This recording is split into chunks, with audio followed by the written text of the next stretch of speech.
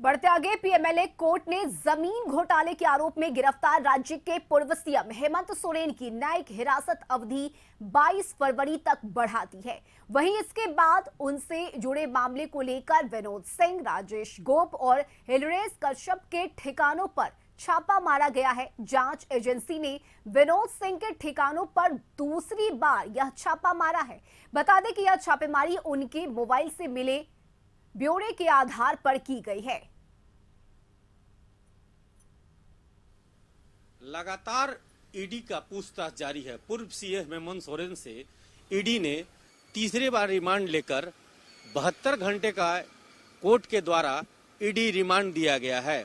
इसी ऑफिस में हेमंत सोरेन से पूछताछ की जा रही है। कल पूछताछ के क्रम में ही दो जगह पूछताछ के जो निष्कर्ष के बाद दो जगह रांची में रेड हुआ था। उस रेड में अभिषेक पिंटू और रमेश गोप के घर में रेड हुआ था। क्या बरामद हुआ इसका खुलासा तो नहीं हो पाया है, लेकिन लगातार हेमंत सोरेन के मुश्किलें बढ़ती जा रही है।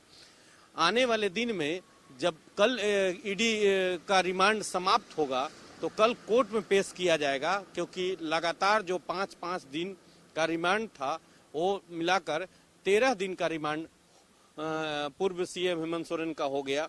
और उसके बाद अब देखना होगा कि कल ईडी रिमांड समाप्त होने के बाद कोर्ट में पेश करती है, जब ईडी के अधिकारी के द्वारा कोर्ट में पेश किया जाता है और उसके बाद क्या निर्णय होता है। फिलहाल हेमंत सोरेन का मुश्किल कम होने का नाम नहीं ले रहा है, क्योंकि 22 तारीख तक इन्हें न्यायिक हिरासत में भेजने का भी आदेश कोर्ट ने दे दिया है।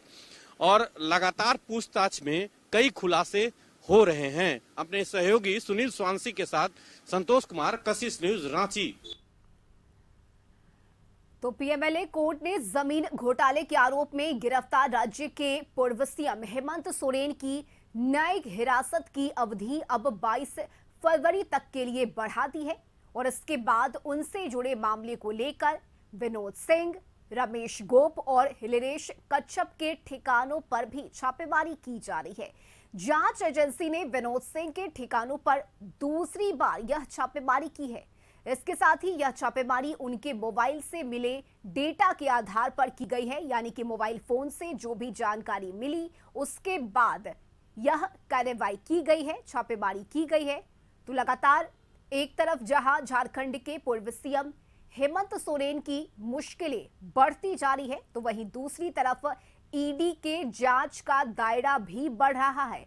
कई ऐसे बड़े नाम अब तक सामने आए हैं जिनसे पूछताछ की जा रही है, उनके ठिकानों पर भी छापेमारी चल रही है। वहीं हेमंत सोरेन से 22 फरवरी तक पूछताछ की जाएगी। कोर्ट की तरफ से न्यायिक हिरासत 22 फरवरी तक की बढ़ाई गई है। तो अब तक के पूछताछ में कई अहम जानकारी भी ईडी के हाथ लगे हैं और यही कारण है कि एक के बाद एक कई बड़े नाम भी इस जमीन घोटाला मामले में सामने आ रहे हैं। और इस वक्त रांची से सहयोगी संतोष हमारे साथ जुड़ गए हैं। संतोष, हेमंत सोरेन की मुश्किलें कम होती हुई नजर नहीं आ रही। 22 फरवरी तक हेमंत सोरेन को न्यायिक हिरासत में रखा गया है, लेकिन सबसे महत्वपूर्ण ये है संतोष कि अब तक की जानकारी में क्या कुछ अहम सुराग और किन किन लोगों के नाम ईडी को पता चले हैं? देखिए, लगातार हेमंत सोरेन की मुश्किलें कम होने का नाम नहीं ले रहा है। कल भी ईडी के द्वारा रमेश गोप और विनोद सिंह के ठिकानों पर अभिषेक पिंटू, जो अभिषेक प्रसाद पिंटू हैं, पूर्व सीएम के सलाहकार थे, उनके ठिकानों पर छापेमारी। लगातार जो व्हाट्सएप चैट, जो 540 पेज का व्हाट्सएप चैट के माध्यम से जो निष्कर्ष निकल रहा है, जांच में जो दायरा बढ़ते जा रहा है, कई अधिकारी और कई नेता और कई सहयोगी कहेंगे कि जमीन का दलाल भी इसमें कई निशाने पर हैं। तो कहीं ना कहीं ईडी के अधिकारी लगातार जो झारखंड में छापामारी कर रहे हैं। बता दें कि कल भी लगातार लगभग 8 से 10 घंटे छापामारी चली और रमेश गोप के घर में छापामारी चली। वहां से कागजात, प्रिंटर और कई आवश्यक कागजात जब्त कर कर ईडी जांच कर रही है। वही अभिषेक प्रसाद पिंटू के घर में भी छापामारी चली, जो प्रेस सलाहकार है, क्योंकि माना जाता है कि जो भी हेमंत सोरेन इस चक्रव्यूह में